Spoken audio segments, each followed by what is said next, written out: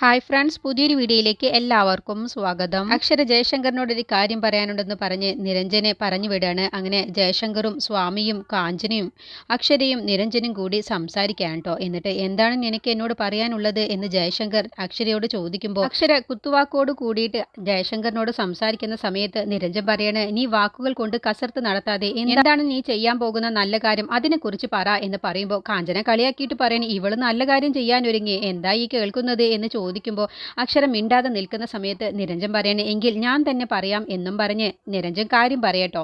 അക്ഷരയുടെ കയ്യിലുള്ള എല്ലാ സ്വർണ്ണങ്ങളും തങ്കച്ചിക്ക് പലിശയായിട്ട് കൊടുക്കാമെന്നാണ് അക്ഷര തീരുമാനിച്ചിട്ടുള്ളത് എന്ന് പറയുമ്പോൾ കാഞ്ചന തന്നെ അങ്ങ് ഞെട്ടിപ്പോവാട്ടോ.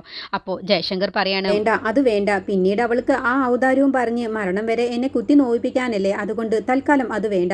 അവളുടെ കയ്യിൽ ഒരുപാട് സ്വർണ്ണങ്ങളൊക്കെ ഉണ്ടാവും, ഞാൻ വാങ്ങിച്ചു കൊടുത്തതും അവളുടെ അമ്മയുടെ സ്വർണവും പിന്നെ അവൾ തന്നെ കുറെ വാങ്ങിച്ചു കൂട്ടിയതും അങ്ങനെ എല്ലാം ഉണ്ടാവും. പക്ഷേ വേണ്ട, അത് തൽക്കാലം വേണ്ട, അത് അവളുടെ കയ്യിൽ തന്നെ ഇരുന്നോട്ടെ എന്നും പറഞ്ഞ് ജയശങ്കർ അവിടെ നിന്ന് പോവാട്ടോ. അപ്പോൾ സ്വാമി ജയശങ്കറിനോട് പറയണേ, സാർ ഇങ്ങനെ ഒരു തീരുമാനം എടുക്കണ്ട, ഇപ്പോൾ അക്ഷര മേഡം തന്ന ഈ സ്വർണം വാങ്ങണം, അതാണ് ഏറ്റവും നല്ലത്. കാരണം നമുക്കിപ്പോൾ അച്ഛയുടെ മുന്നിൽ പിടിച്ചു നിന്നേ മതിയാവൂ. അപ്പോൾ അക്ഷര മേഡം തരുന്ന സ്വർണം പണയം വെച്ചോ വിറ്റോ അതല്ലെങ്കിൽ സ്വർണമായിട്ട് തന്നെ നമുക്ക് തങ്കച്ചിക്ക് കൊടുക്കാം, അതാണ് ഏറ്റവും നല്ലത് എന്ന് പറയട്ടോ. അങ്ങനെ സ്വാമി പറയുന്നത് കേൾക്കുമ്പോൾ ജയശങ്കറിന് സ്വാമി പറയുന്നതിലും കാര്യമുണ്ട് എന്ന് തോന്നുകയാണ്. അങ്ങനെ സ്വാമി പറയണേ, ഇനിയിപ്പോൾ കാഞ്ചന മേഡത്തിനോട് ചോദിക്കണമെങ്കിൽ അതും ചോദിക്കാമെന്ന് പറയുമ്പോൾ അതൊന്നും വേണ്ട, അതൊക്കെ മോശമാണെന്ന് പറയുമ്പോൾ എന്ത് മോശം, കാഞ്ചന മേഡത്തിനെയും ഇവർക്കെല്ലാവർക്കും വേണ്ടി എത്രമാത്രം അധികം കഷ്ടപ്പാടനകളും സാറ് സഹിച്ചിട്ടുണ്ട്. അതുകൊണ്ട് ഇപ്പോൾ ഇങ്ങനെ ഒരു തീരുമാനം എടുക്കുന്നതാണ് ഏറ്റവും നല്ലത്. നമുക്ക് തങ്കച്ചിയുടെ മുന്നിൽ പിടിച്ചു നിൽക്കണം, അതിന് വേണ്ടിയിട്ടാണ്. നിരഞ്ജൻ സാറിനെ അറിയപ്പെടുന്ന ഒരു ഡോക്ടറാക്കി മാറ്റിയതും എല്ലാം സാറ് തന്നെയല്ലേ, പിന്നെ എന്തിനാണ് സാർ ഇങ്ങനെ മടിച്ചു നിൽക്കുന്നത്, ഞാൻ പറയുന്നത് സാറ് കേൾക്കണം എന്ന് പറഞ്ഞ്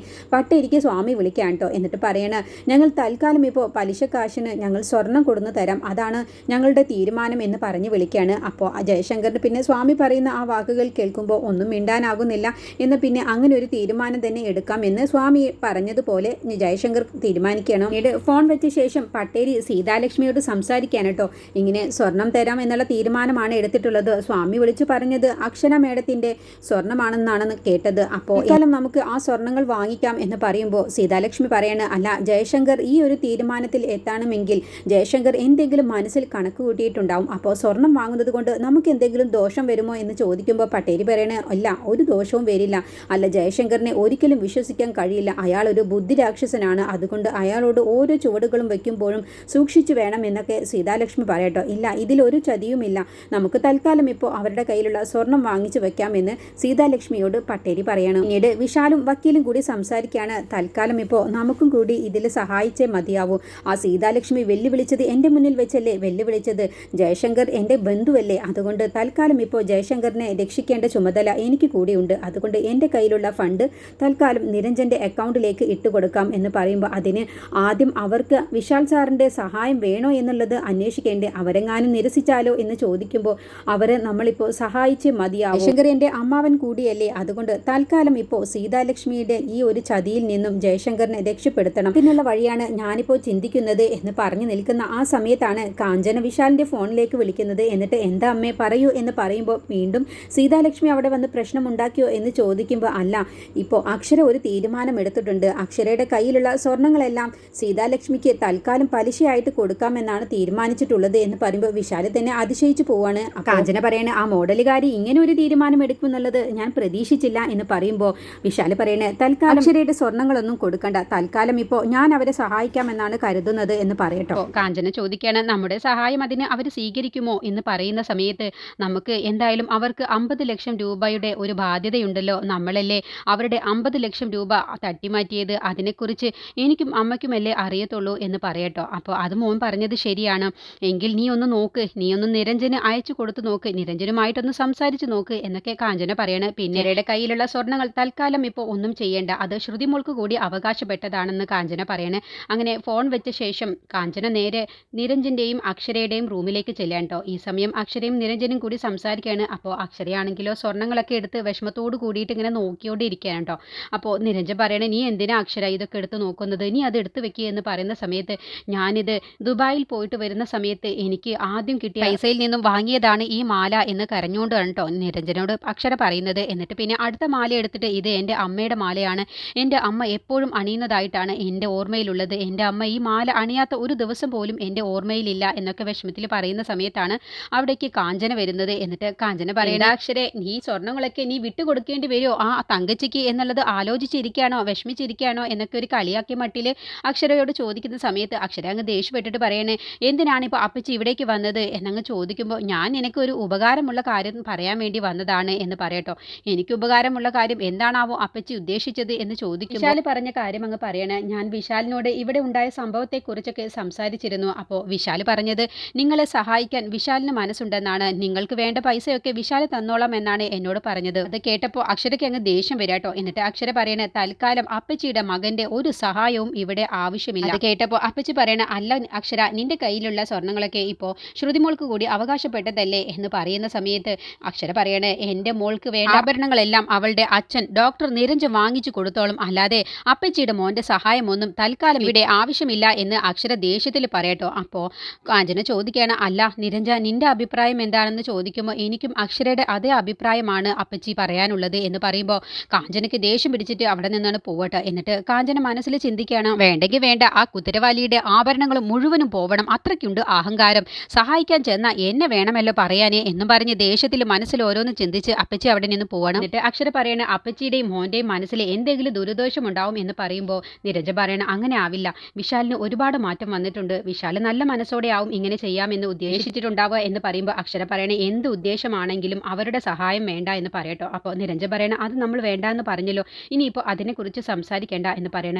എന്തായാലും ഞാൻ എൻ്റെ സ്വർണ്ണങ്ങൾ ഡാഡിക്ക് കൊടുക്കുന്ന സമയത്ത് എനിക്ക് എൻ്റെ അമ്മയുടെ മരണത്തെക്കുറിച്ച് ഡാഡി എന്നോട് പറയണം, ആ ഒരു കണ്ടീഷൻ വെച്ചിട്ടാണ് ഞാൻ എൻ്റെ സ്വർണം കൊടുക്കൂ എന്ന് പറയുമ്പോൾ, നീ വെറുതെ വാശി പിടിക്കാനൊന്നും നിൽക്കണ്ട എന്ന് പറയുമ്പോൾ, ഇല്ല, ഇത് വാശിയൊന്നുമല്ല, എൻ്റെ അമ്മയുടെ മരണത്തെക്കുറിച്ച് എനിക്കറിയണം, അത് എങ്ങനെയായാലും എനിക്ക് കുഴപ്പമില്ല, എനിക്കത് എങ്ങനെയാണ് സംഭവിച്ചത് എന്ന് അറിഞ്ഞാൽ മതി, ഞാൻ അതിൻ്റെ പേരിൽ ഡാഡിയെ കുറ്റപ്പെടുത്താനോ ഒന്നിനും ഞാൻ പോവില്ല, പക്ഷേ എനിക്ക് എൻ്റെ അമ്മയുടെ മരണത്തെക്കുറിച്ച് അറിയണം എന്ന് പറയുമ്പോൾ നിരഞ്ജൻ പറയണ, വെറുതെ നീ വാശി പിടിക്കേണ്ട, അതൊന്നും ഒരിക്കലും നടക്കാൻ പോകുന്നില്ല, എന്തായാലും സാർ അതിനെക്കുറിച്ചൊന്നും നിന്നോട് പറയാനും പോകുന്നില്ല എന്ന് പറയുമ്പോൾ അക്ഷര ഇങ്ങനെ ആലോചിച്ചിരിക്കണം. അപ്പോൾ നിരഞ്ജൻ പറയണ, നീ വെറുതെ ഓരോന്ന് ആലോചിച്ച് കൂട്ടണ്ട, നീ നല്ല മനസ്സോടെ വേണം ഈ സ്വർണ്ണങ്ങളൊക്കെ കൊടുക്കാൻ, ഇത് നിനക്ക് തന്നെ അവകാശപ്പെട്ടതാണെങ്കിൽ നിന്റെ കയ്യിൽ തന്നെ ഇത് തിരിച്ചെത്തും എന്ന് പറഞ്ഞിട്ട് നിരഞ്ജൻ ഒരു ആശ്വാസവാക്ക് പറഞ്ഞ ശേഷം അവിടെ നിന്ന് എണീറ്റ് പോവാട്ടോ.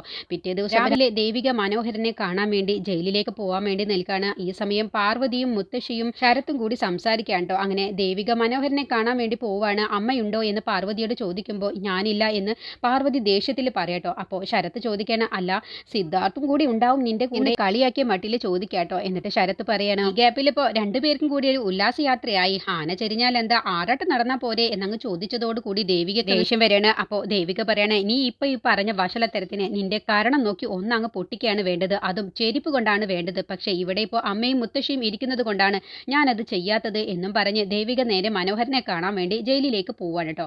ഈ സമയം സിദ്ധു ദേവികയെ വിളിച്ച് സംസാരിച്ചിട്ടുണ്ടാവും മനോഹരന് അടുത്ത ജാമ്യത്തെക്കുറിച്ചുള്ള കാര്യങ്ങളൊക്കെ. അപ്പോൾ നമുക്കത് കിട്ടുമോ, അച്ഛനെ പുറത്തിറക്കാൻ കഴിയുമോ എന്നൊക്കെ ചോദിക്കുമ്പോൾ ഉറപ്പായും കഴിയും എന്ന് പറഞ്ഞുകൊണ്ട് നിൽക്കുന്ന സമയത്താണ് അവിടേക്ക് ചന്ദ്രലേഖ വരുന്നത്. എന്നിട്ട് ചന്ദ്രലേഖയെ കണ്ടപ്പോൾ ഫോൺ കട്ടാക്കുക. എന്നിട്ട് ചന്ദ്രലേഖ കളിയാക്കിയിട്ട് പറയണേ, ഒരിക്കലും മനോഹരന് ജാമ്യം കിട്ടാനൊന്നും പോകുന്നില്ല എന്ന് പറഞ്ഞ് കളിയാക്കുന്ന സമയത്ത് അത് നീ ആണോട് തീരുമാനിക്കുക എന്നൊക്കെ പറയുമ്പോൾ അതിത്ര തീരുമാനിക്കാനൊന്നുമില്ല, എനിക്കറിയാലോ കേസിൻ്റെ കാര്യങ്ങളും മറ്റും, അതുകൊണ്ട് ഒരിക്കലും മനോഹരന് ഇനി ജാമ്യം കിട്ടില്ല എന്നുള്ള വാക്ക് പറയുന്ന സമയത്ത് സിദ്ധുവിന് ദേഷ്യം പിടിക്കുന്നുണ്ട്. അപ്പോൾ സിദ്ധു തിരിച്ചും പറയുന്നുണ്ട്, അത് നീ തീരുമാനിക്കേണ്ട, കിട്ടുമോ ഇല്ലേ എന്നൊക്കെ ഞങ്ങൾ തന്നെ തീരുമാനിക്കും എന്നുള്ള വാക്കോട് കൂടിയിട്ടാണ് സംസാരിക്കുന്നത്. അങ്ങനെ ചന്ദ്രലേഖ സിദ്ധുവിനെ വല്ലാതെ അങ്ങ് കുത്തി നോവിച്ചുകൊണ്ട് സംസാരിച്ചിട്ടാണ് പോകുന്നത്. പിന്നീട് ചന്ദ്രലേഖയുടെ ഫോണിലേക്ക് നടേശൻ വിളിച്ചിട്ട് പറയണ, മോളെ ഞാൻ അവിടേക്ക് വരികയാണ്, ഞാൻ വന്നാൽ അവിടെ ഇനിയിപ്പോൾ ഒരു പ്രശ്നം ഉണ്ടാവോ എന്നൊക്കെ ചോദിക്കുമ്പോൾ അതൊന്നും അച്ഛൻ നോക്കണ്ട, അച്ഛൻ ഇങ്ങോട്ട് പോരെ, അല്ല സിദ്ധുവിന് അത് ദേഷ്യം വരില്ലേ എന്നൊക്കെ ചോദിക്കുമ്പോൾ അതൊന്നും അച്ഛൻ കാര്യമാക്കണ്ട, കുറച്ച് ദിവസത്തേക്കുള്ള ചാടിക്കളിക്കലല്ലേ ഉണ്ടാവൂ, പിന്നെ മനോഹരനം പുറത്തിറങ്ങുന്നതിൻ്റെ മുന്നേ എൻ്റെയും സിദ്ധുവേട്ടൻ്റെയും വിവാഹം എത്രയും പെട്ടെന്ന് നടത്തണം വച്ചാ, എന്നിട്ട് വേണം ഞങ്ങൾക്ക് രണ്ടുപേർക്കും കൂടി ആ മനോഹരനെ കാണാൻ വേണ്ടി ജയിലിലേക്ക് പോവാനേ എന്നൊക്കെ പറയാണ്.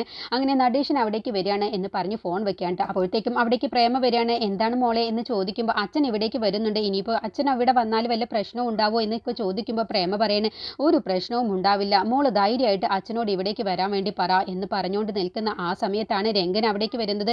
അപ്പോൾ രംഗനും പറയുന്നുണ്ട്, എന്തിനാണാവോ ഇനിയിപ്പോൾ ഇവിടേക്ക് അടുത്ത വരവ് എന്ന് ചോദിക്കുന്ന സമയത്ത്, എന്താ അവളുടെ അച്ഛൻ ഇവിടേക്ക് വന്നാൽ എന്താ കുഴപ്പം എന്നൊക്കെ പറഞ്ഞ് പ്രേമ രംഗൻ്റെ നേരെ തട്ടിക്കയറുന്ന സമയത്താണ് അവിടേക്ക് സിദ്ധു വരുന്നത്. അപ്പോൾ സിദ്ധു നടേശൻ ഇവിടേക്ക് വരുന്നുണ്ട് എന്ന് കേട്ടപ്പോൾ സിദ്ധുവിന് ദേഷ്യം പിടിച്ചിട്ടാണ് കേട്ടോ അത് കേട്ടോണ്ട് നിൽക്കുന്നത്. സിദ്ധുവും ദേവികയും കൂടി മനോഹരനെ കാണാൻ വേണ്ടി ജയിലിലേക്ക് ചെല്ലുകയാണ്. അങ്ങനെ മനോഹരനെ കണ്ട ഉടനെ ദേവിക അങ്ങ് പൊട്ടിക്കരയുകയാണ് കേട്ടോ. അപ്പോൾ മനോഹരൻ ആശ്വസിച്ച് ആശ്വസിപ്പിക്കുകയാണ്. എന്തിനാ മോളെ നീ കരയുന്നത്? അച്ഛനെ നടേശന് ചതിയിലൂടെയല്ലേ അകത്താക്കാൻ പറ്റൂ. പക്ഷേ നടേശനും മകൾക്കും തിരിച്ചടി കൊടുക്കാൻ മോള് ദേവിക വിചാരിക്കണം എന്ന് പറയട്ടോ. സിദ്ധുവിനെ ദേവിക കല്യാണം കഴിക്കണം എന്നുള്ള അർത്ഥത്തിലാണ് മനോഹരൻ സംസാരിക്കുന്നത്.